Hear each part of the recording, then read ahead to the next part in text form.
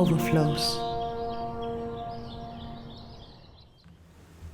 Sex and the master catalyst. A catalyst is one which is absolutely needed for some change. It initiates a chemical change. However, the catalytic agent itself is not an ingredient in the process. It ignites something in you, something that was dormant in you, and suddenly becomes active. The presence of this man is enough. Sariputra, one of Buddha's disciples, became enlightened while Buddha was alive. But he still continued to follow the old principles that were given to him before his enlightenment. Buddha had to tell him, Sariputra, are you mad or something? Now that you are enlightened, you don't need to follow those principles which were given to you when you were unconscious. You can drop them now. But Sariputra was really a genius of the same quality as Gautam Buddha. He said, Master, you are right. I can drop them, but I am not dropping them. For the simple reason that there are millions of unconscious people around me. Seeing me drop them, they will all start dropping them as well. What about them? To me, it is not a problem at all. I am accustomed to those principles. They are no trouble to me. I know now, dropping them, these make no difference.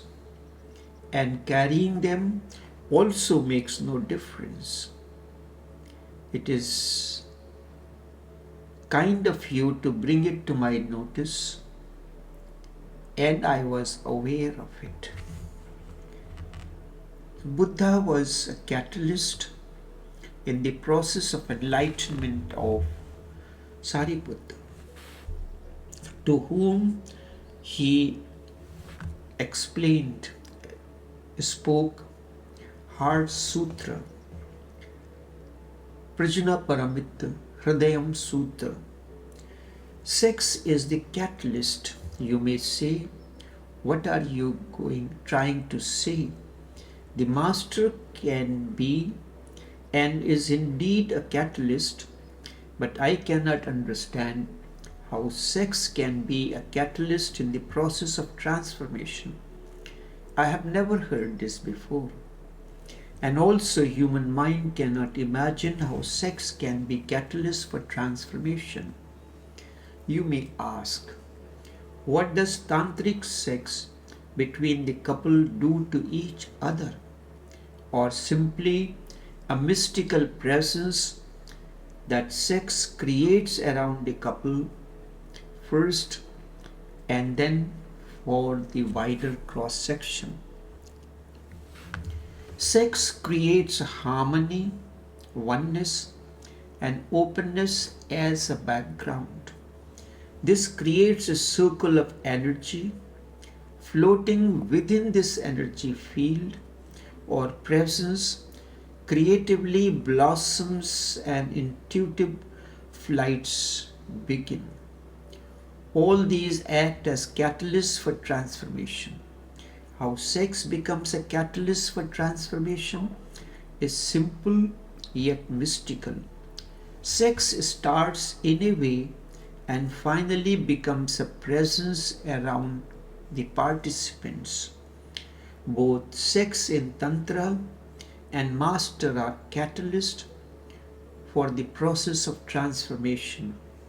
Once the process is initiated, it gains momentum. Indeed, one should ask, what is a master? Instead, who is a master? And also, what and how of sex? The word what explains much about the significance. Master is a door. Master is a catalyst. He is a facilitator for a disciple's growth, as was in case of Sariputra. Buddha was a door through which Sariputra has to pass through in order to realize enlightenment.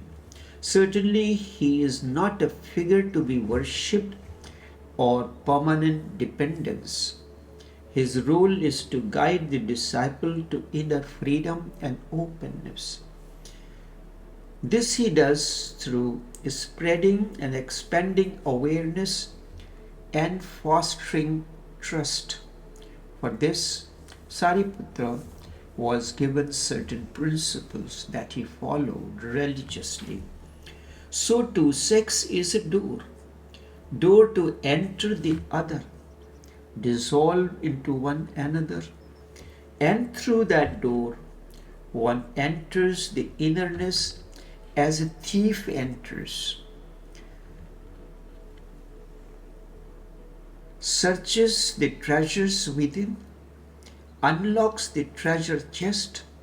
Like a thief, sex knows how to unlock the treasure box hidden deep within. Sex comes like a thief that knows how to unlock the treasure box hidden deep within, explores hidden, unexplored treasures, gathers them all, and through the same door that one has used to enter, comes out in the vast expanse of consciousness. Both sex and master provide a connection to the spiritual source within and help the seeker to transcend ego and all other associates to attain to freedom. And ultimately, this inner connection will become their own master through self-realization and inner realization of their paradise. The master and sex both acts as a catalyst for awareness and trust to grow within. As the contagion of awareness, the presence of a master helps to spread this awareness, thus helps in one's spiritual journey. So does sex as well. Sex is a natural and spontaneous and effortless happening. Thus, sex is supposed to help in transcending both partners. It is also possible that in one the energy may move upwards and phenomenal results happen, while in the other either energy remains stagnant or moves at a slower pace or begins to move in opposite direction, and transformation in the other does not happen as it should. This is what has been explained by some seekers in their relationship. The presence of sex and the master fosters trust in one's own qualities. The relationship between the master and the disciple is rooted in trust and love. But it is love that aims for disciples' ultimate freedom and independence, not just servitude. In the same way, as one moves deeper into sex, trust and love not only grows, instead deepens as well. By challenging the ego, the presence helps to break down the disciples' egocentric identities, especially by highlighting the need to shed the final attachment. So too, in moments of deep orgasmic experience and thus realization, ego dissolves and finally vanishes, making way for inner harmony and oneness. This leads to a life beyond duality. The Master serves as a necessary guide in the dissolution of the last barrier on the spiritual path. This also happens when one enters through the door of sex. Just as the goal is not to follow or imitate the Master, but to cultivate one's own inner awareness to the point that one can repeat the same meditative and peaceful state without any external support, carrying one's own paradise within.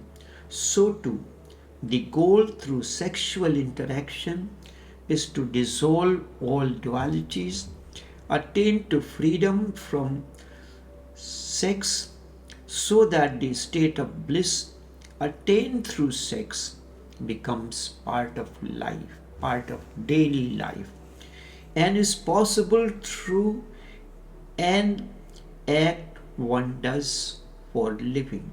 This is what happens when the ego disappears, allowing true discovery to occur.